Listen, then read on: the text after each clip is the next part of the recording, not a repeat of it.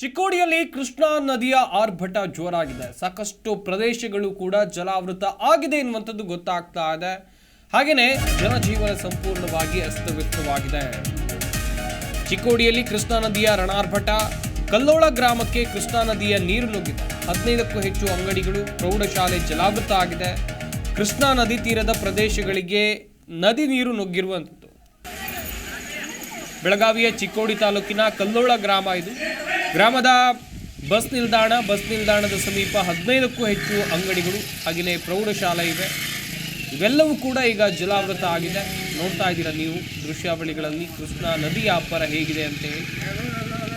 ಕೃಷ್ಣಾ ನದಿಗೆ 2,92,000 ಕ್ಯೂಸೆಕ್ ನೀರು ಒಳಹರಿವು ಇದೆ. ಹಾಗೆಯೇ ನದಿ ತೀರದ ಪ್ರದೇಶಗಳಲ್ಲಿ ಆತಂಕ ಕೂಡ ಹೆಚ್ಚಾಗ್ತಾ ಇದೆ. ಯಾಕಂತ ಹೇಳಿದ್ರೆ ಒಂದಷ್ಟು ಕೃಷಿ ಭೂಮಿ ಇದೆ, ಹಾಗೆಯೇ ಮನೆಗಳು ಕೂಡ ಇವೆ. ಅಲ್ಲಿನ ಗ್ರಾಮಸ್ಥರ ಸ್ಥಳಾಂತರ ಕಾರ್ಯ ಕೂಡ ಇನ್ನೂ ಆಗಬೇಕಿದೆ. ಹೀಗಾಗಿ ಜನರಲ್ಲೂ ಕೂಡ ಆತಂಕ. ಯಾವಾಗ ನದಿಯಿಂದ ಹೆಚ್ಚಿನ ಪ್ರಮಾಣದ ನೀರು ಬರುತ್ತೋ ಎನ್ನುವಂಥ ಆತಂಕದಲ್ಲಿ ಜನರು ಕೂಡ ಇದ್ದಾರೆ. ಈಗಾಗಲೇ ಪ್ರೌಢಶಾಲೆ ಮುಳುಗಡೆ ಜಲಾವೃತ ಆಗಿದೆ. ಹಾಗೆಯೇ ಸಾಕಷ್ಟು ಅಂಗಡಿ ಮುಂಗಟ್ಟುಗಳಿಗೂ ಕೂಡ ನೀರು ನುಗ್ಗಿರುವಂಥ ದೃಶ್ಯಾವಳಿಗಳನ್ನು ನೀವು ನೋಡ್ತಾ ಇದ್ದೀರಿ.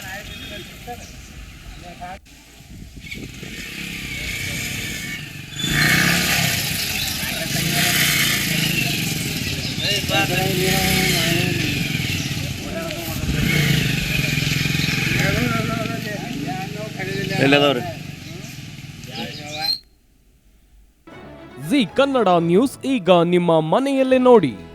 ಎಲ್ಲ ಕೇಬಲ್ಗಳಲ್ಲಿ ಈಗ ಲಭ್ಯ.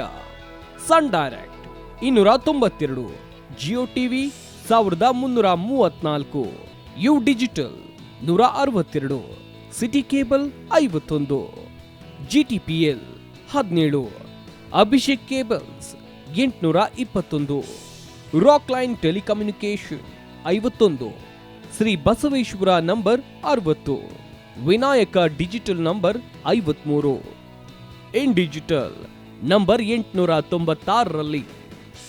ನಿಮ್ಮಿಸ್ತದ ಜಿ ಕನ್ನಡ ನ್ಯೂಸ್ ನೋಡಿ ಆನಂದಿಸಿ.